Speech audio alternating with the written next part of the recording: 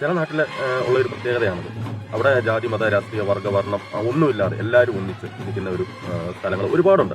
ഇത് പുതുതലമുറയ്ക്ക് നൽകുന്ന ഒരു വലിയ സന്ദേശമാണ്. ഒരു ജാതി, ഒരു മതം, ഒരു ദൈവം, മനുഷ്യനെ എന്ന് പറയുന്ന ആ ഒരു തത്വം. ഇങ്ങനെയുള്ള പ്രോഗ്രാം കാണുമ്പോൾ ഒരുപാട് സന്തോഷമുണ്ട്.